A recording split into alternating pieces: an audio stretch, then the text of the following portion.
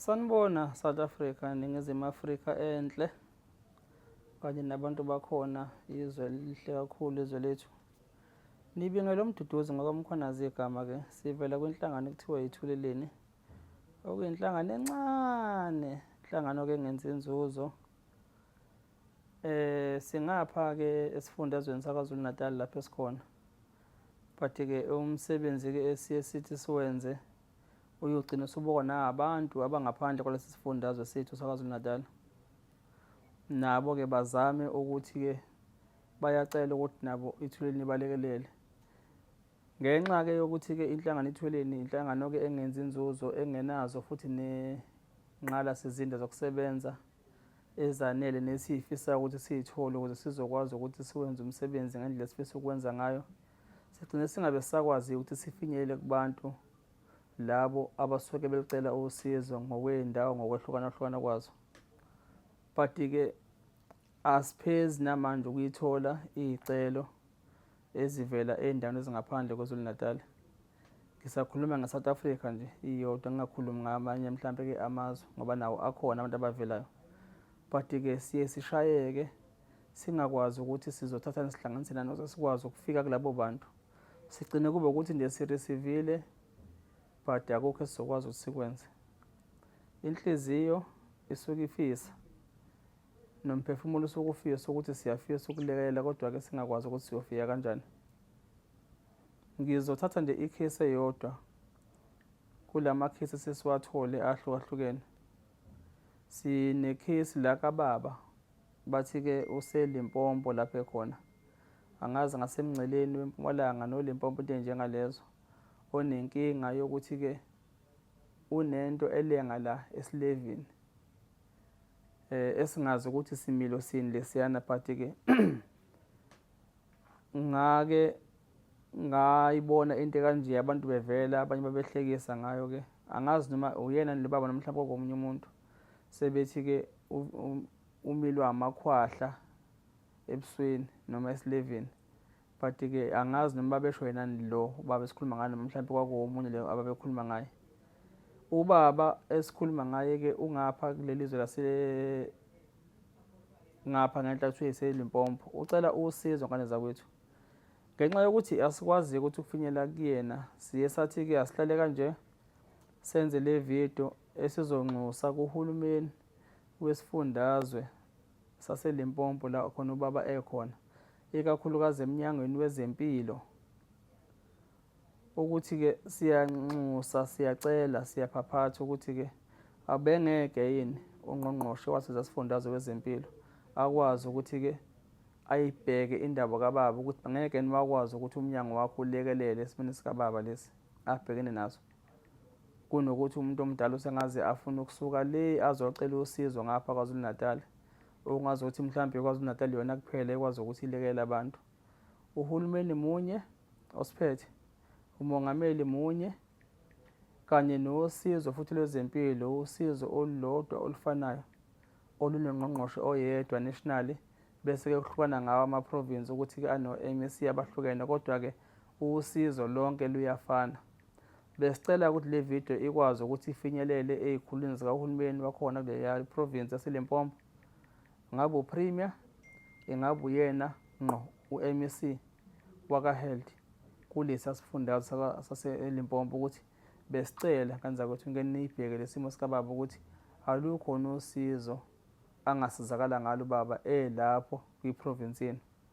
Yilokho nje, kodwa ke angeke ngikhulume ngigoqa amagula ke nangubaba esicela yena usizo. South Africa ke nakulabo abangakwazi mhlawumbe ukuthi bathinteke babona mhlawumbe lukhona usizo lungavela uma ukuthi mhlawumbe uhulumeni akaphenduli. Lukhona nosizo labucala kuma-private hospital okuyikhona ke ukuthi liyakhokhelwa.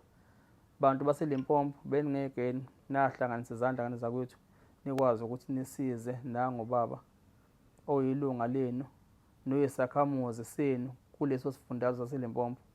Ngicela nje ukuma lapho ngiteteleke ivideo nangubaba asikhulumele nibone South Africa ukuthi yini le ephethe ubaba. Yebo. Yeah, ithomile. Awusho ngiyabingelela kuthulele Phakamisa ivoice. yeah. Ngathi ukhulumela phezulu. Wathi ku TV Thuleleni TV. ngiyabingelela kuthulelele ku-TV ligama lami ngiPetros wakaMalebe sibongo sami. Uthiyabingelela nakubaba umkhwanazi. Ngiyabingelela kubaba Mkhwanazi futhi. Awusho ngilenkinga madoda. Ngicela isizwe straight. Mangathola isizwe ngathi kuzoba ngcono lento yangibulala straight. Bengazama ukuthi ngiyebo esibhedlela so bangithembisa ama-date bangibhukela. Kwagcina ngigive up ngihlala phansi ngoba angina-next kuyahlupheka.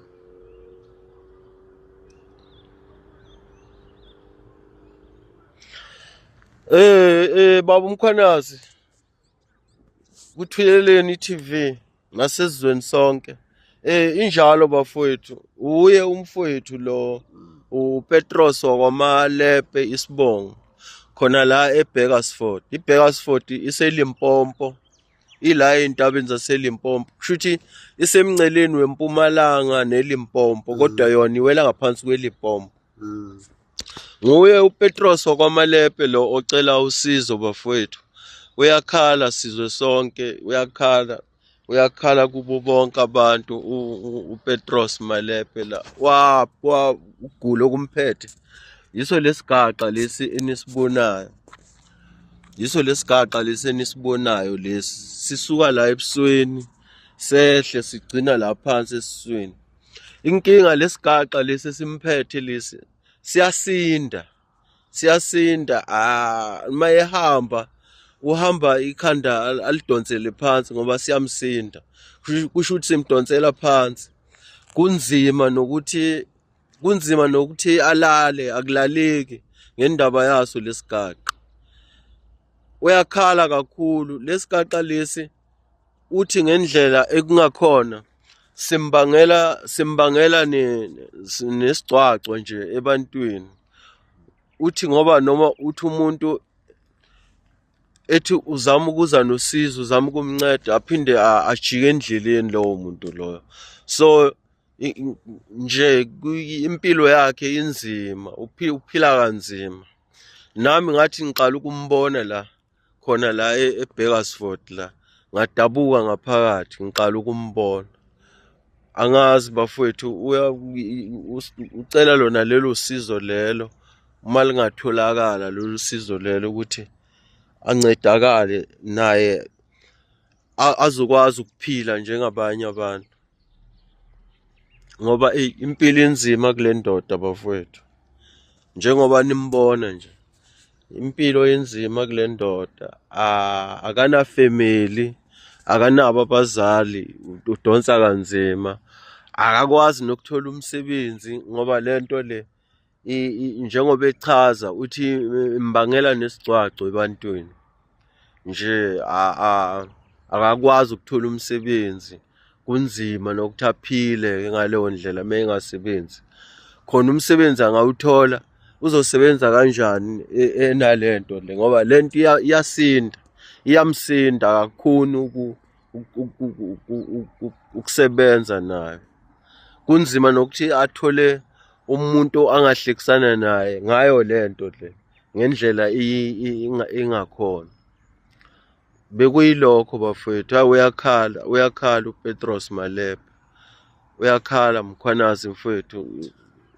Bengicela mfowethu ukuthi nasezweni sonke ukuthi umfowethu mengagcina encedakele alithole usizo naye aphile njengabo bonke abantu.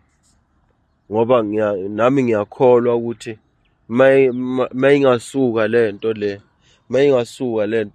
angakhona ukuphila naye njengabo bonke abantu. Ngiyabonga. Ningizimu Afrika ngiyathemba ukuthi nilibonileke usizo ubaba abheke nalo lalento emlingayo la ngaphambili silevini. Siyathemba ukuthi njengoba sicela kuhulumeni wakaSeLimpopo ukuthi angenelele nabantu ke bonke baSouth Africa nabantu baseLimpopo nje phecelezi ukuthi nabo bebengeke bathinteka ngalo abambonayo omunye wabo ukuthi nasi isifo simxakile bahlanganisa ukungahlanganiseka ngakho akwazi ukusizakala kanye zakwethu. Nathi singapha kwaZulu-Natal asinalo usizo lithini siliphethe. mhlambe kwathina nje ngisho uhulumeni akasazi nokuthi sikhona mhlambe sini, kodwa-ke siye sicelele abantu usizo luvela ndawo zonke kusizo lelivele kucala nakuyena uhulumeni liye liqhamuke, kodwa kungeke ukuthi mhlambe onke amakhesi asuke senawo uyakwazi ukuthi uhulumeni mhlambe athuleleni. Siyacela ukuthi sisebenzisane la silekelelane ukuze sikwazi ukuthi makhona amakhesi akanje ngoba abantu bethu laba abasuke bezocela usizo sikwazi ukuthi singenele njengohulumeni. Yilokho nje ukuthi angazi umuntu engaphandle eleko Limpopo acabanga ukuthi mhlambe khona okungcono mhlambe okhona la KwaZulu-Natal. Cha, siyasazi siyasi-understanda nesimo nabo ababhekene naso nencindezi nokungalitholi usizo njengoba ezisholo kwividiyo ukuthi useze wa-give up ukuhamba ibhedlela. Nathi la esikhona KwaZulu-Natal bakhona abathe nabasebenzi bagcine sebe-give up ngokuthi abanye babo abalitholi usizo kuhulumeni. Zolo lokhu beziveza udadewethu lo onenkinga ehlathi, naye nimzwile ukuthi nawe uthi wagcina give up-ile ngoba engalitholi usizo kuhulumeni. So esengizama ukusho ukuthi nawe lapho khona usizo lukhona endaweni, abantu ohleli nabo bangakwazi ukuphakama nabalekelele ngane zakwethu. Kungaze kube ukuthi umuntu uyoze afuna ukusuka lapho ekhona athi ngiya kwi-province ukuthi ngoba ezokwazi ukuthi ingisize. Siyazi-ke uhulumeni wethu samvotela, angeke-ke mhlambe akwenza konke, kodwa-ke kulesi simo sikababa siyacela ukuthi MEC waka-Health Limpopo Province no-Premier wesifundazwe saseLimpopo beningeke nengane zakwethu nakwazi ukuthi ningenele esimeni sikababa. Yilokho nje, siyabonga. Nisale kahle emakhaya.